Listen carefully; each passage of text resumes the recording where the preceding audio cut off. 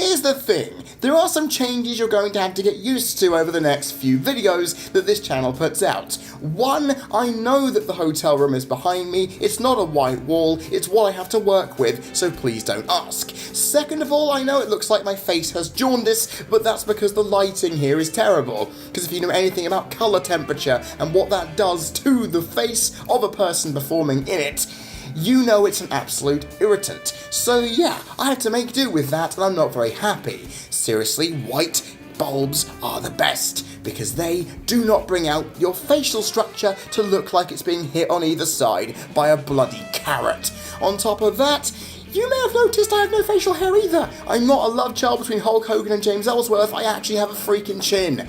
Yes, that is what's happening and you can't stop it. However, that all means nothing because I'm here in New Orleans for WrestleMania and NXT Takeover, and both of those events look good on paper. I'm just hoping my predictions aren't so terribly wrong that I end up at the bottom of the Mississippi being eaten by alligators. So let's try and avoid that by outlining those right now on a Wrestling Rant special predictions video, live from the Big Easy.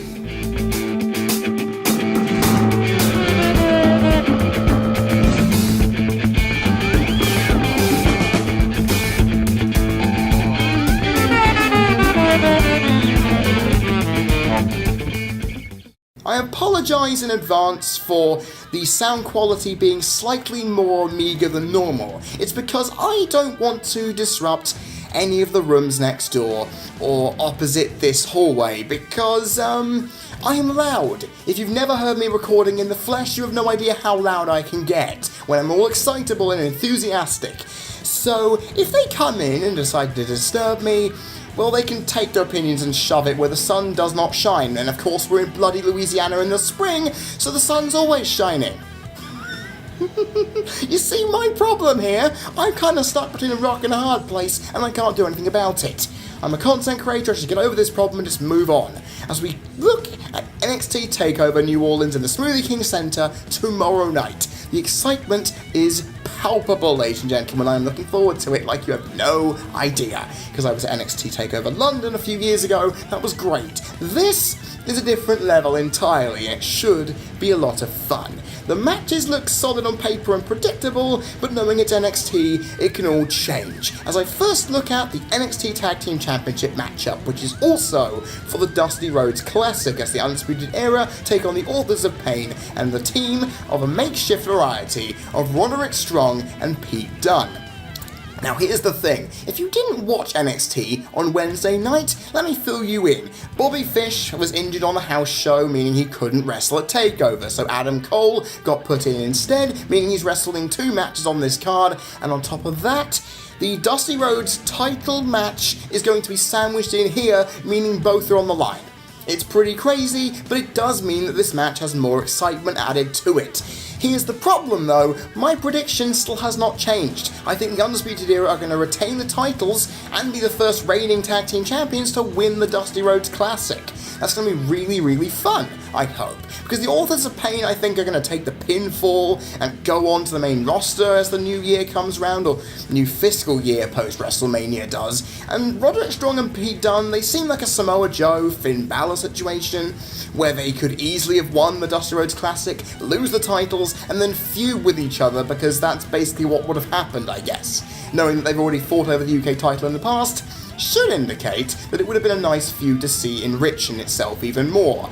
Then again, the Undisputed Era, they have momentum, they'll keep going, they need to keep making history to make sure their threat is kept, and Adam Cole is going to hopefully have one success on this night, because I'm already spoiling one thing, he is not having success in the ladder match later on. That's just what I'm saying here, you can't really stop that. Anyway, we now move on to the Women's Championship match as Ember Moon takes on Shayna Baszler, and the fact that Baszler didn't win in Philadelphia shocked many, including myself, because we all thought she was going to be Brock Lesnaring her way through, steamrolling her way to the championship shortly after arrival, and the fact she didn't, but still looked strong coming out of that pay-per-view, really is quite deflating for her character, and of course us watching at home believing that it should have happened.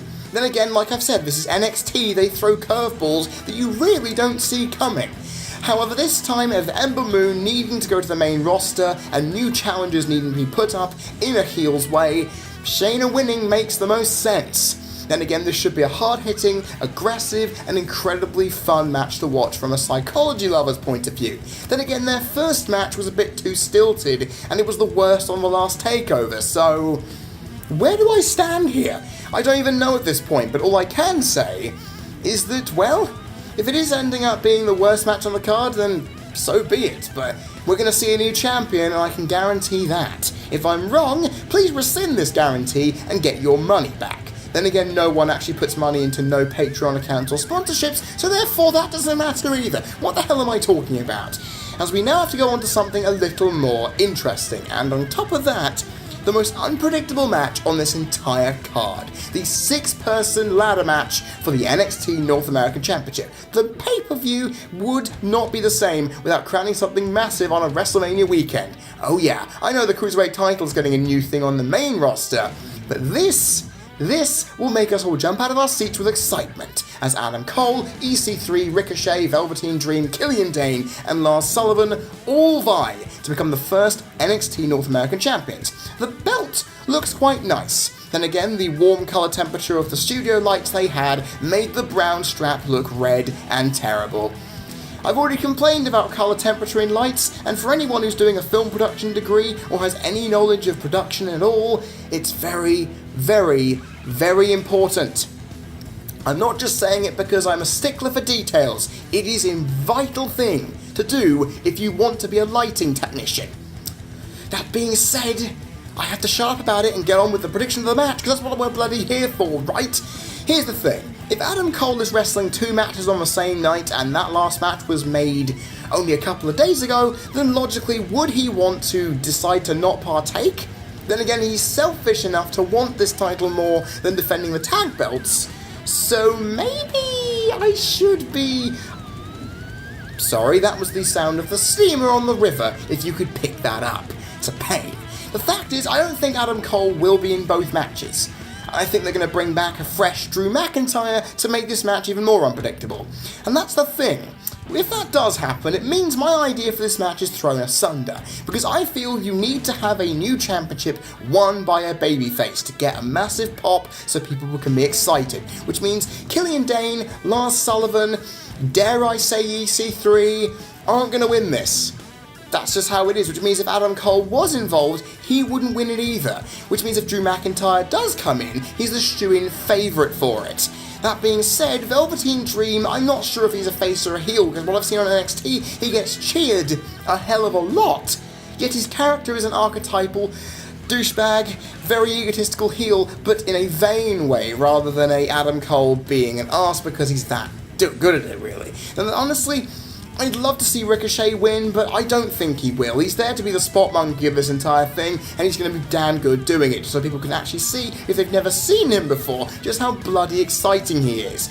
On top of that, if Drew McIntyre is here, it's either him or Velveteen Dream who will inevitably win it, because Velveteen Dream needs to springboard up the card, and if, like I've said, NXT can be the land where anything can happen, a heel winning this championship looks actually possible.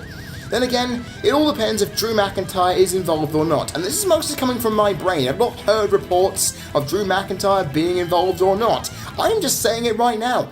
Drew McIntyre will win this match if he's in it.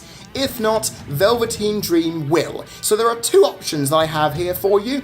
I hope one of them is right, because if not, and Ricochet does end up winning it, we could be in for some problems. Or maybe EC3 wins it. Or maybe Killian Dane and Lars Sullivan prove their dominance. I don't know. This match is so unpredictable that I really don't know what to say about it. It's why I've got 2 bloody predictions instead of 1, because it's so over the top, unpredictable, and anyone has a chance here. You see the problem that everyone else is having. I'm going to nail it down as Velveteen Dream unless Drew McIntyre comes in which case he will win it. All good? Great. We can move on to the NXT Championship match, which is a little more streamlined, as Andrade Cien Almas with Selena Vega takes on Aleister Black for the belt. Now here's the thing, there is no doubt that Aleister Black, the former Tommy End, will win this match, because Almas can't escape all he can. He really can't, especially if Drew McIntyre does make an appearance and it's not in the main ladder match, he ends up taking Almas out and screwing him. Potentially that could happen too, but the thing is, I think this is going to be a standard one-on-one contest with a lot of aggression and potentially some blood. It's going to be lovely. On top of that, I feel that if Almas is going to win, it's mostly because Black has to win on a big pay-per-view down the line, say, Brooklyn. That's, however, many months away from here, and I feel they want Black's momentum to peak out and be right at the top of its powers. He has to win here. And that seems natural, considering he whooped the crap out of Adam Cole at the last takeover. The momentum and the way that he rises up that ladder so fast, he needs to. So Aleister Black winning isn't as much of a certainty as I originally thought, because they could give Almas the victory. But seeing Aleister Black win that championship is going to be awesome. And I just want to see it so badly that logic can go out the window when your personal desires take over all. That being said, anything's possible in an NXT card, so don't be surprised if Almas does walk out. We're all going for Black anyway, so we should all just settle that in and let's just wait and see whether we are correct on that. And finally we reached, well, what I hope is the main event. It may not be. That's just where I think WWE will go. They'll think we're being traditionalists to putting a championship match at the top of the card. But this is 10 months in the making, and it's going to be great. The undisputed? It's not undisputed. Well, it's the undisputed career ender for Gargano if he doesn't win it. Unsanctioned match between Gargano and Ciampa. Oh, the minute this was announced, I got so excited I ran around the room a few times.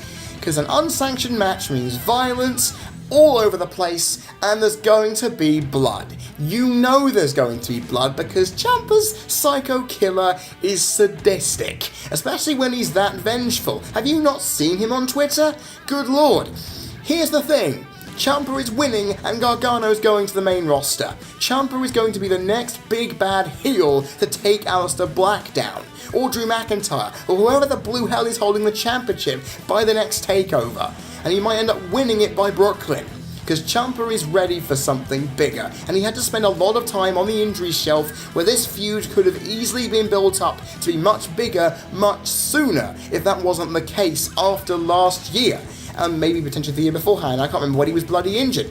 But here's the thing, Ciampa needs the momentum more than Gargano. And Gargano can go on SmackDown in the new year, new fiscal year, after WrestleMania, and really showcase what he's worth. That's all that's needed to be said. For me, Ciampa is going to get the heel victory that this show honestly needs, but then again, if Velveteen Dream and Shayna Baszler and the Undisputed Era do win, it means there's only one face win on the entire card for me. Unless Drew McIntyre's involved in the ladder match, but you see where I'm going here. The heels need momentum. So when it comes to the summer, they can be taken down by all sorts of challenges and be something fun, whilst Aleister Black just looks down on all of them, thinking, yeah, I'm that good and you can't stop me. So there we are, NXT Takeover in a nutshell. Undisputed Era, Shayna Baszler, Velveteen Dream unless Drew McIntyre is involved, where McIntyre will win it, Aleister Black and Tommaso Ciampa. There are the predictions, I'm nailing them in. And I'm just hoping I'm right. You'll find that out on the NXT Takeover reaction video coming on Sunday. That is going to be lovely, and hopefully I won't be too tired because I'll be WrestleMania the next day, and it's going to be really, really stressful. Then again, why they put these events back to back to back, with my throat being a participant, is a problem. So, this is not sponsored by any lozenges, but ladies and gentlemen, if you're going to these events, do ensure that you're well hydrated and your throat is in good nick, because you won't be able to do things if your voice is completely done. That being said, let's move on to the WrestleMania card itself, where the potential of 15 matches have the chance to be dissected.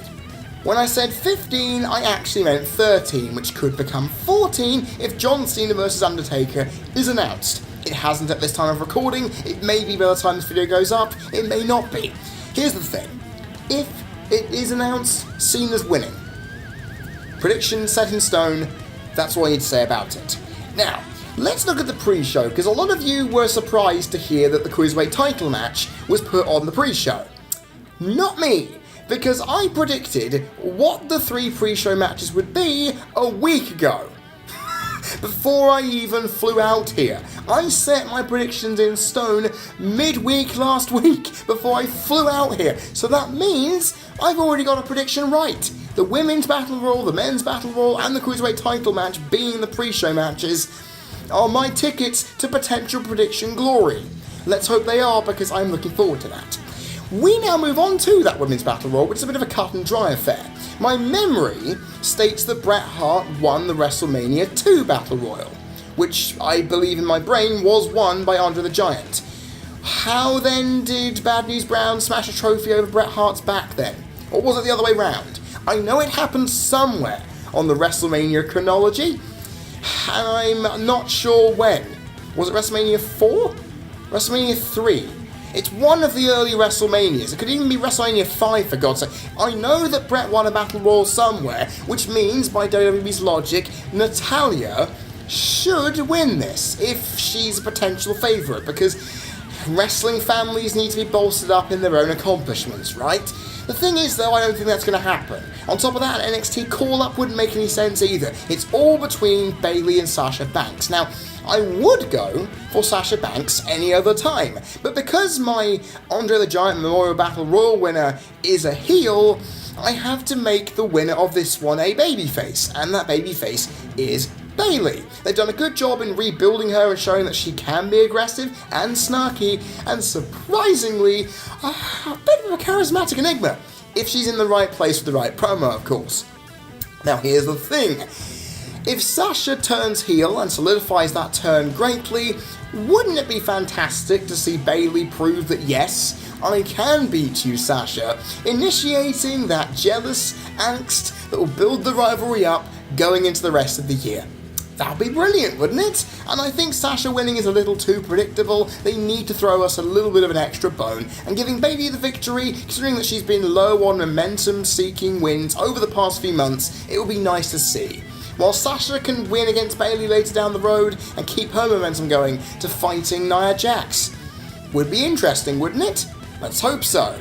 Now, the Andre the Giant Memorial Battle Royal, many are saying that Matt Hardy will win. Here's the thing, I don't think he will, because I've picked a winner out of left field, a person who could really benefit from winning this, especially if it instigates a full-on split of his tag team. I love Chad Gable and Shelton Benjamin, but I really want Chad Gable to start winning things. And to have him win this trophy, making Benjamin, the old veteran, jealous that he's thrown away another opportunity to potentially win something in his career at his age, would be a good storyline. He be the heel, or would Chad Gable be the face in that feud? Or would it be the other way around, where Benjamin is the face and Gable is the egotistical heel who wants to put Benjamin down as he's the quote-unquote stepping stone for where his career goes? This has potential to work out of, and I know everyone wants to see Jeff and Matt face off in a match and help each other, where one of them ends up turning on the other kind of thing. I understand that's what a lot of people are probably predicting, but that's not what I think's going to happen. I want someone to benefit. Last year, Mojo Rawley won it when, honestly, given the trajectory of the next year, Jinder Mahal should have. Then again, me saying Jinder Mahal should win is all hindsight, basically. Chad Gable needs to win this match. I don't care who you are and how much of a massive, massive follower of Matt Hardy you are, but to me, Chad Gable is a nice new face to win something, and the good thing is, he's good on the mic, he's great in the ring, he has more potential than Mojo Rawley to do it, and Rob Gronkowski isn't going to be anywhere near this one. So you know what that means, people? I could be correct here. And in the case of the Cruiserweight Championship match, it's really just two baby faces fighting out over a championship. It's going to be a damn good match. And the thing is, I'm looking at the story this way. Cedric Alexander has been #1 contender more times than he can count, with his title opportunity being rescinded or given to other people because of technicalities. I'd love it if he ends up losing to Mustafa Ali, making him turn heel and become a really, really bitter and utter arsehole to really give Mustafa Ali some foil to fight over in future matches. Because if Neville isn't returning, then we need to have some massive heel on the roster who's not Drew Gulak. So Cedric being that guy would be something quite interesting. And Mustafa Ali is loved by a lot of people, he's a fantastic wrestler, and he has a solid, good babyface character to work with. so I'm happy with that. Mustafa Ali, you're my pick to become the brand new Cruiserweight Champion and hopefully wipe off the stink that Enzo left on it. That's all being said with Jess, because I liked Enzo up until he actually got in the ring. On the mic he was great, not so in the ring. Just my opinion, so giving him a wrestling championship seemed a bit off. Anyway, we now move on to the main card, starting off with The Bar defending the Raw Tag Team Championships against Braun Strowman and a mystery partner. Now, I'd love it if Braun Strowman would win by himself anyway and then have the titles rescinded on Raw the next night, leading to him destroying everybody. That would be brilliant, but because Kurt Angle has set in stone that this is going to happen with a tag team partner, I'm going to have to pick Samoa Joe. Because these two going out and destroying people to prove that they are better than the management and the fans think they are, to then go on a massive tear, destroying the entire roster to get what they want further up the card, sounds like a bloody good idea. Putting Elias with Strowman makes no sense, and maybe you could stick Neville with Strowman, maybe? If you want to bring him back and make everyone go nuts, that would be great. I'd love to see two embittered people who love ratting on everybody do the same thing like I said with Samoa Joe. But Samoa Joe and Strowman would basically give a legitimate reason to write Sheamus off TV with his spinal stenosis and then turn Cesaro into a sympathetic babyface. Then again, that's what WWE would want because they still think that Strowman's a heel, even though he's being cheered like a babyface, and Samoa Joe's a heel, which makes no sense. See, this is the problem. I'd love it if Braun Strowman just went on and won, because there's no one who's a babyface who could tag team with him and make it work. So, am I right in saying that Strowman wins by himself? Am I right in saying that? I don't know at this point. If I am going to predict a partner, it's going to be Samoa Joe, and either way Strowman's winning regardless of whether it's with a partner or without. So, the prediction still stands. I'm not predicting on whether I get the partner correct, it's whether Strowman is the winner at the end of the day. And that's what matters. Now we have another tag team match for the SmackDown Tag Team Championships as the Usos take on the New Day and the Bludgeon Brothers. Now this is predictable as all hell. The Bludgeon Brothers are going to get first blood by bludgeoning people and also ensuring that their dominance has been built up well enough to ensure the victory comes home resolutely. Now, here's the thing, that is very predictable. Yes it is, but the match itself should be a show stealer. And that's the thing, it should be a great bout. And that's all that matters. It doesn't really matter that the Bludgeon Brothers are going to win, because if they make this and book it right, it could be unpredictable as all sin, like the Usos and the New Day have done in the past. Let's pray and hope, right? Let's pray and hope. Now, the title matches keep on coming on this show. The US title Fatal 4-Way as Randy Orton defends against Rusev, Jinder Mahal and Bobby Roode. Now, a lot of people are saying, well, Jinder Mahal could win, because we need some heel victories. The thing is, Rusev has been booked like a heel, even though he's been cheered more than anyone, including Braun Strowman at this point. So, here's the thing. They want the crowd to pop. They want them to be really happy. So why not give Rusev the victory? Because it's going to be held on Rusev Day, the biggest Rusev Day of the year. You kind of want that to happen, you want everything to work out, it should all be well and good. That being said, they could put it on Jinder Mahal to troll us. They might do. It's potentially viable. Randy Orton retaining isn't something people want, and Bobby Roode needs to be a heel, so him losing, giving him a reason to go after whoever the champion is warranted.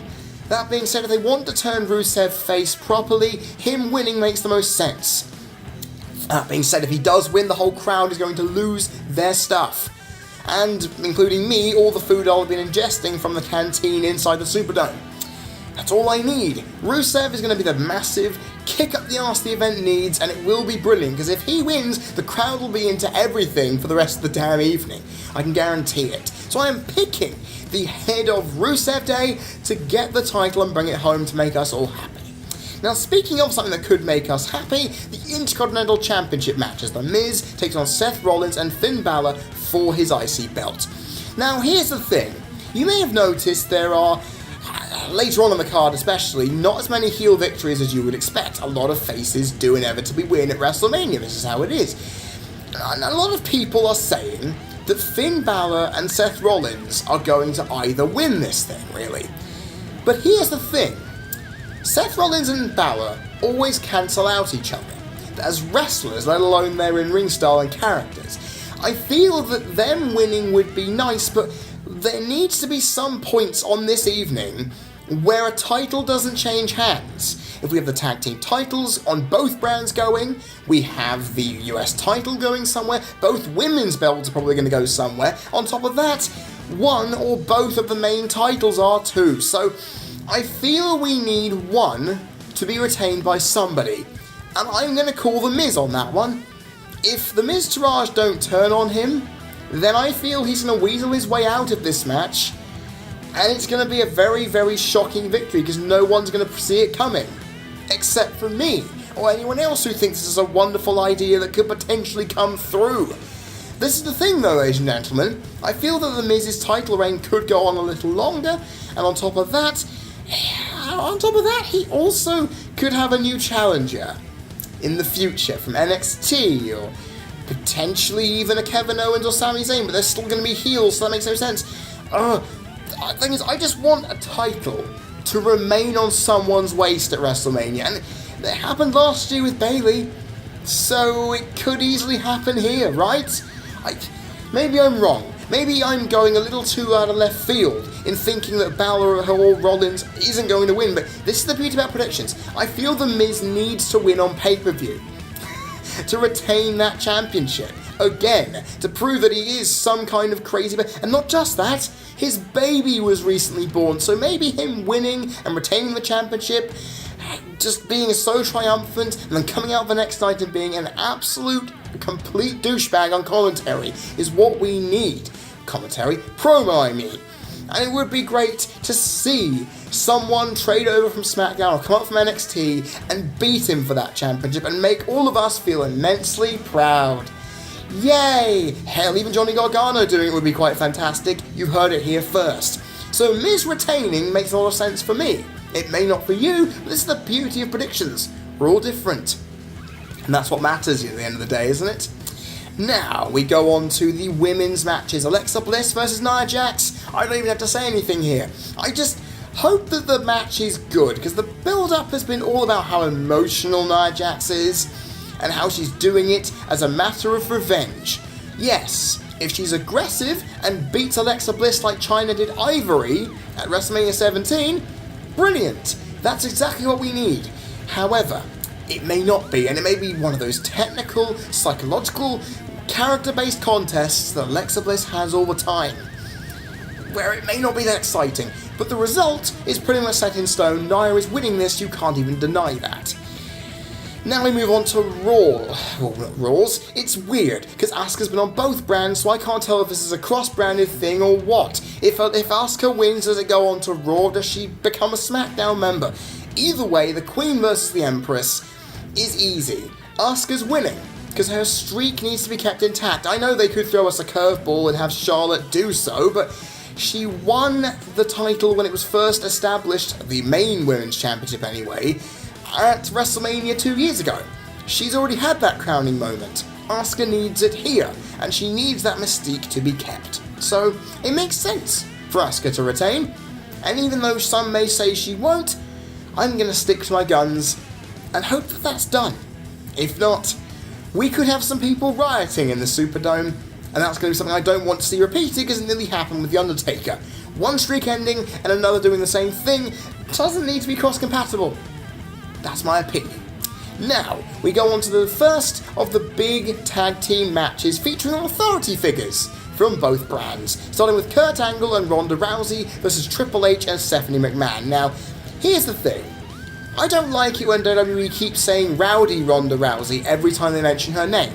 Just call her Ronda, or Rousey, or Ronda Rousey. Do not mention the bloody nickname every time, it drives me insane. Not as insane as those bloody on-screen graphics do, but you can see what annoys me in modern day wrestling.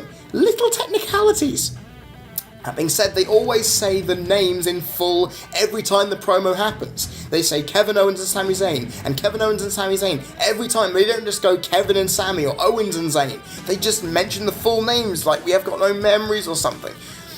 Away from the criticising of WWE's scripting and creative writing process, let's move on to the prediction. It's easy. Angle and Rousey are going to win. It's, again, just like the Raw Women's match, the quality of it that I'm a bit nervous about. Because if Ronda can throw Stephanie around and beat her with an inch of her life, brilliant. If not, I'm hoping Kurt Angle and Triple H give us enough psychological meat to make the match worth our time, because I'm going to be sitting in the crowd. I can't just walk out of the room or sit there or mute the television or whatever. I can't do that. I have to sit and watch it. I will go for a bathroom break when the Hall of Fame guys come out and do their thing. You know? That's what I'll do.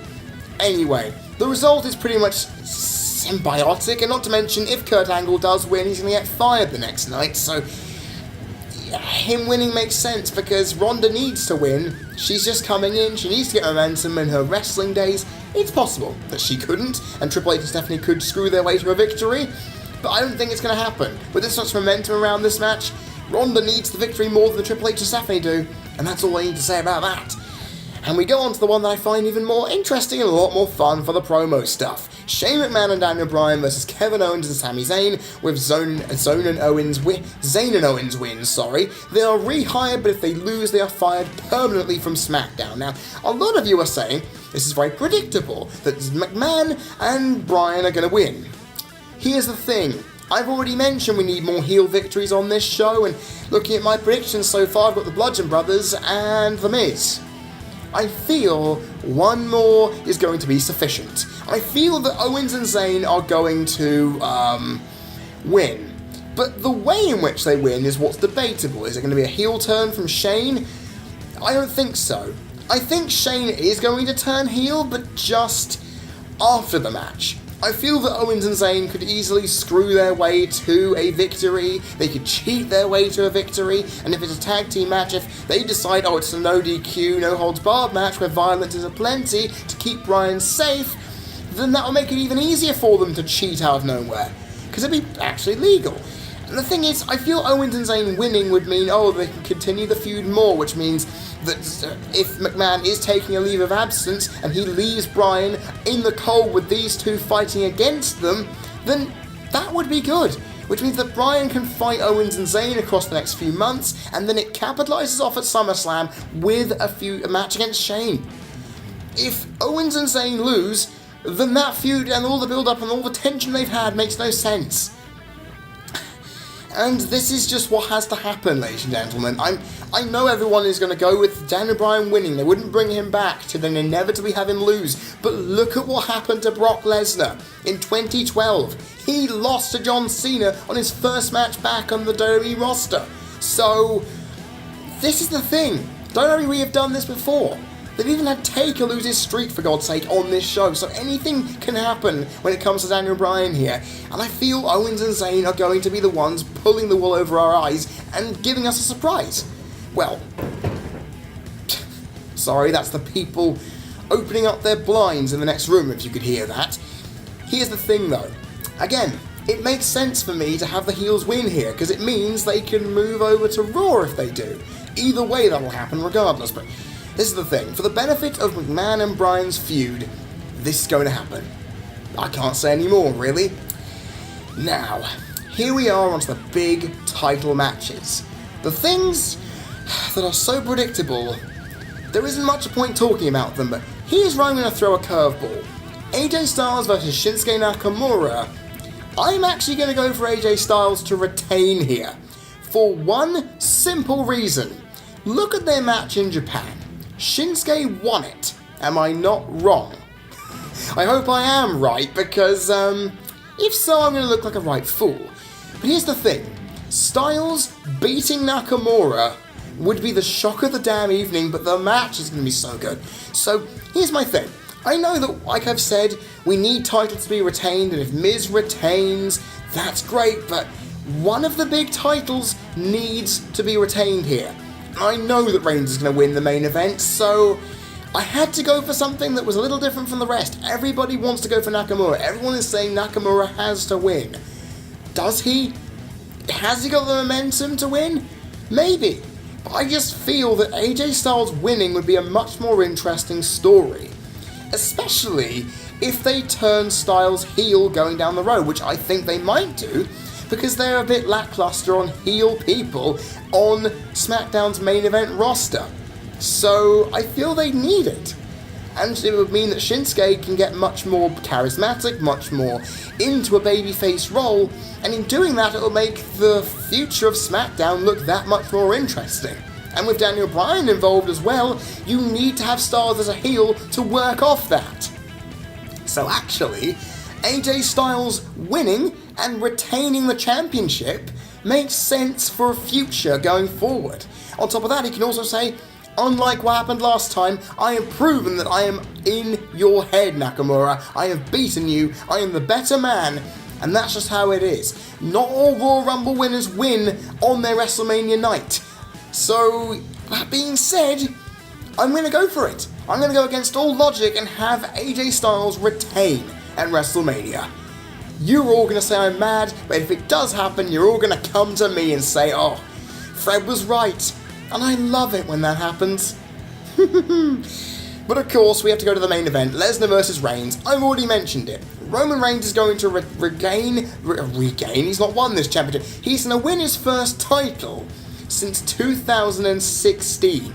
It's been that long since Roman Reigns held the World Championship. It feels really weird, I know, but it's going to happen. The match is going to be pretty good if Lesnar turns up, and Roman is going to be crowned for the second time in 4 years, and the fourth time in 4 years outside of the fact that Rollins won the first time. You see what I mean here? The fact is, we know it's going to happen, we just need to sit back and hope the match is good. If not, we can boo it out the building, and I will be one of those people doing so. That is a guarantee. The thing is, Roman's going to win, we just might as well just accept it. If Lesnar does win, what the hell's the point? If he is leaving to go back to UFC next year, what is the point of him retaining the championship? Is he going to be stripped of the championship leading to a tournament? We've already seen one for the Cruiserweight belt, for God's sake, we don't need another one. So here's the thing.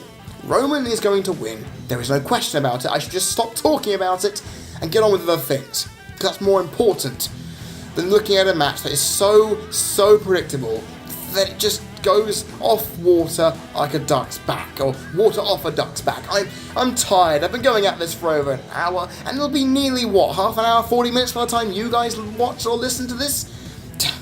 This match should not have been given as much discussion as the rest. I'm just going to leave it there and say to all of you, with the predictions in mind, what do you think is going to go down? Put your predictions in the comment section. I would be happy to read them and judge whether we are kindred spirits in thought or not. And of course, if you do not want to miss the reactions for NXT Takeover, WrestleMania, and the Raw and SmackDown after WrestleMania in total, all you have to do is click the subscribe button down there so you do not miss a thing on this WrestleMania road trip that I am involved in.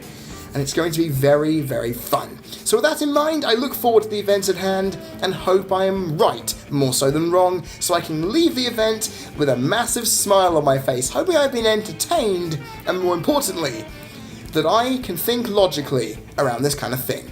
I have been Freddie Thomas, you've been people watching, this has been the WrestleMania and NXT Takeover predictions video, and it is a Wrestling Rant special at that, for the CC Network. And I will see you all next time.